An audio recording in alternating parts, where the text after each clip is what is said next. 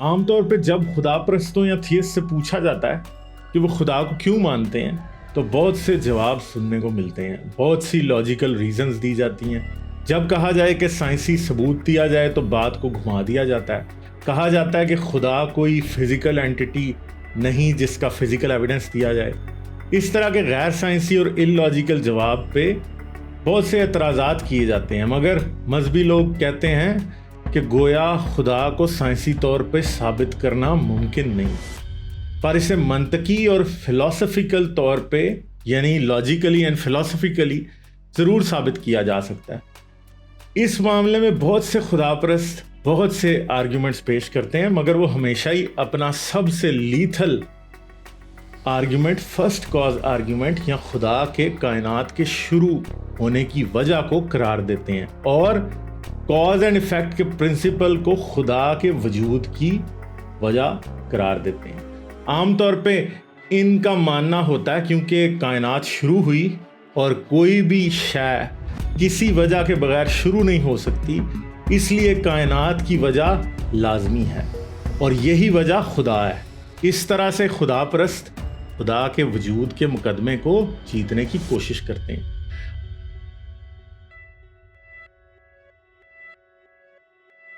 आप यकीनन सोच रहे होंगे कि ये एक बहुत ही ज़बरदस्त फूल प्रूफ आर्ग्यूमेंट है और यकीनन हमने कभी भी कोई शय हमारी कायनात में बगैर किसी वजह के होते नहीं देखी और यही सबसे पहला और सबसे लाजमी लॉजिकल प्रिंसिपल है। इस आर्ग्यूमेंट की बेस पे मजहबी लोग ये तक कह देते हैं कि खुदा किसी गॉड वर्ल्ड में रहता है और वहाँ बैठकर इसने हमारे यूनिवर्स के शुरू करने का सामान किया। मगर जिस प्रिंसिपल की बुनियाद पे खुदा को साबित करने की तमाम राम कहानी सुनाई जाती है, इसे इल्लतो मालूल का असूल या फिर principal of cause and effect कहा जाता है। ये असूल तमाम फलसफे, साइंस और लॉजिक का बुनियादी असूल है। इन तीनों ही फील्ड्स ऑफ नॉलेज का एग्जिस्टेंस इस प्रिंसिपल का मरहून मिन्नत है। मगर बहुत से मंतक और फलसफे की दुनिया से वाकिफ लोग इस असूल की असास या फाउंडेशन के बारे में क्या कहेंगे, और यकीन करें मैं बहुत से लोगों से इस असूल की बुनियाद पर बात कर चुका हूँ। ज़्यादातर लोग यही समझते हैं कि ये असूल ही हमारी कायनात, मैथमेटिक्स, लॉजिक, साइंस और फिजिकल रियलिटी को सुपरसीड करता है। लोग समझते हैं कि ये असूल हमारी कायनात से बालातर है और खुद हमारा यूनिवर्स इसी असूल का दिया हुआ है। मगर यहाँ फलसफे और लॉजिक के माहिरीन भी एक बहुत बड़ी गलती कर रहे हैं। ये प्रिंसिपल मंतक और फलसफे की दुनिया की देन नहीं, बल्कि ये हमारी कायनात ही की पैदावार है। बल्कि ये असूल हमारी कायनात ने दिया है और किसी भी सूरत ये नहीं कहा जा सकता कि कायनात इस असूल ने दी है। कायनात में होने वाला हर process principle of cause and effect के मातहत है और इस असूल की पैदाइश इसी कायनात में हुई है। इस बात को समझने के लिए हमें एक थॉट एक्सपेरिमेंट करना होगा। कायनात में हर वक्त एनर्जी एक्सचेंज होता रहता है। कायनात के मुख्तलिफ हिस्से या रीजन्स दूसरे हिस्सों को एनर्जी ट्रांसफर करते रहते हैं। इस मामले में जिस रीजन में एनर्जी ज़्यादा होती है वहाँ से एनर्जी कम एनर्जी वाले रीजन्स की तरफ ट्रांसफर होती रहती है।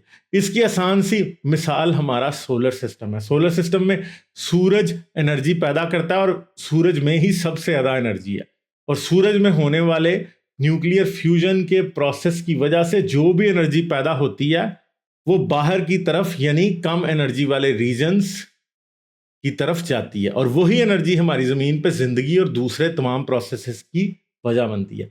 अगर सूरज एनर्जी नहीं देगा तो हमारी ज़मीन ठंडी हो जाएगी, मगर सूरज आज से तकरीबन 5 अरब साल बाद मर जाएगा और इसकी जगह एक वाइट ड्वार्फ सितारा रह जाएगा। वाइट ड्वार्फ क्या होता है ये जानने के लिए आप साइंस कहानी की ये वीडियो देख सकते हैं। एक वाइट ड्वार्फ की ज़िंदगी बहुत ही लंबी होती है। साइंसदानों के अंदाजे में खरबों सालों में वाइट ड्वार्फ एक ब्लैक ड्वार्फ बन जाएगा। इस वक्त ये स्पेस के ही टेम्परेचर पे आ जाएगा और बिल्कुल कोई भी एनर्जी इमिट नहीं करेगा। आज से खरबों सालों बाद हमारे यूनिवर्स में मौजूद तमाम ही सितारे मर चुके होंगे। वाइट ड्वार्फ, ब्लैक ड्वार्फ बनने के बाद ठंडे हो चुके होंगे, मगर इस वक्त ब्लैक होल मौजूद होंगे। इस वक्त की कायनात बहुत ही अजीब और सुनसान होगी। जब कायनात में कहीं कुछ होता दिखाई नहीं देगा, मगर ब्लैक होल अभी बाकी होंगे। तो आने वाले हजारों खरबों साल तक हॉकिंग रेडिएशन के जरिए छोटे होते जाएंगे और आखिरकार कई गूगल साल बाद ये ब्लैक होल भी धमाकों की शक्ल में फट के खत्म हो जाएंगे। एक गूगल में 100 जीरो होते हैं। इसके बाद यूनिवर्स में हर चीज एक ही टेम्परेचर पे आ जाएगी, यानी वो एक्सचेंज ऑफ एनर्जी जो आज यूनिवर्स में हर चीज के होने की वजह है खत्म हो जाएगा। ये वो वक्त होगा जब कायनात में कॉज एंड इफेक्ट का प्रिंसिपल खुद खत्म हो जाएगा, यानी यूनिवर्स में कुछ भी नहीं होगा, क्योंकि यूनिवर्स के दो छोटे से छोटे रीजन भी एक दूसरे के साथ एनर्जी एक्सचेंज नहीं कर पाएंगे, क्योंकि वो एक ही टेम्परेचर पे होंगे। और जब ये एनर्जी एक्सचेंज रुकेगा तो यूनिवर्स में सबसे सिंपल कॉज एंड इफेक्ट भी खत्म हो जाएगा। ये principal of cause and effect की फिजिकल बेसिस या साइंटिफिक रियलिटी है। यूनिवर्स में हर इफेक्ट के पीछे कोई कॉज होती है और ये कॉज और इफेक्ट हमेशा एक रीजन से दूसरे रीजन तक एनर्जी ट्रांसफर करने की वजह होती है। मगर आप सोच सकते हैं कि सोच या इमेजिनेशन तो यूनिवर्स में पाए जाने वाले इस फिजिकल कॉज एंड इफेक्ट को सुपरसीड करती होगी, मगर ये भी दुरुस्त नहीं है। हमारे दिमागों में बिलियंस ऑफ न्यूरॉन्स हैं और ये इलेक्ट्रिसिटी के प्रिंसिपल पर ऑपरेट करते हैं। जिस तरह कंप्यूटर फ्लो ऑफ इलेक्ट्रिसिटी के जरिए ऑपरेट करता है, इसी तरह हमारे दिमाग में न्यूरॉन्स भी फ्लो ऑफ इलेक्ट्रिसिटी पर ही ऑपरेट करते हैं।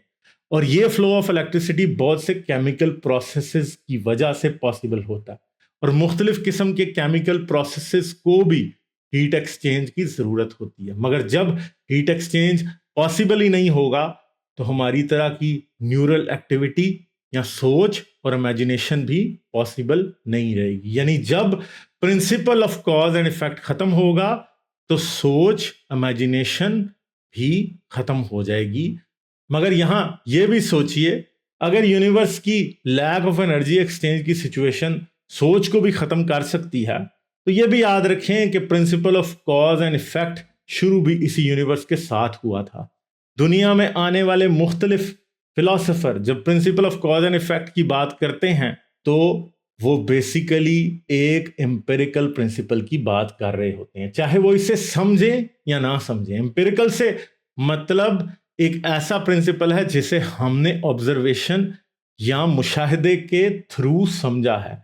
ऐसे में ये प्रिंसिपल यूनिवर्स से ऊपर नहीं हो सकता और ये यूनिवर्स को सुपरसीड नहीं करता, क्योंकि हमने इसे फाइंड ही यूनिवर्स को ऑब्जर्व करने के बाद किया है और ये हमारे यूनिवर्स का ही एक प्रिंसिपल है।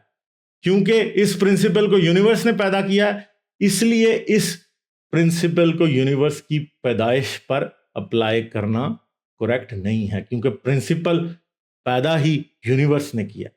ऐसे में यूनिवर्स की पैदाइश की वजह को खुदा कहना भी किसी सूरत में लॉजिकल नहीं हो सकता, क्योंकि principal of cause and effect universe की पैदाइश को एक्सप्लेन नहीं कर सकता और फर्स्ट कॉज आर्ग्यूमेंट यूनिवर्स की कॉज को एक्सप्लेन करने में इनवैलिड हो जाता है। दूसरी सूरत में यह कहा जा सकता है कि first cause argument principal of cause and effect की एब्सेंस में वैलिड नहीं रहता और किसी भी सूरत यह अज्यूम नहीं किया जा सकता कि वो प्रिंसिपल जो यूनिवर्स की वजह से पैदा हुआ इसकी अपनी बर्थ को एक्सप्लेन कर सकता। तो जब यूनिवर्स में हीट एक्सचेंज पॉसिबल नहीं रहेगा तो principal of cause and effect खत्म हो जाएगा, उसकी डेथ हो जाएगी। और जब principal of cause and effect की डेथ होगी तो इसके साथ ही, क्योंकि खुदा एज एन इमेजिनरी कैरेक्टर आपके और मेरी सोच में रहता है, हमारे दिमागों में रहता है, और जब दिमागों के न्यूरॉन्स इलेक्ट्रिकल प्रिंसिपल पे ऑपरेट करते हुए ऑपरेट कर ही नहीं सकेंगे तो फिर वो खुदा इमेजिनेशन में भी मौजूद नहीं रहेगा।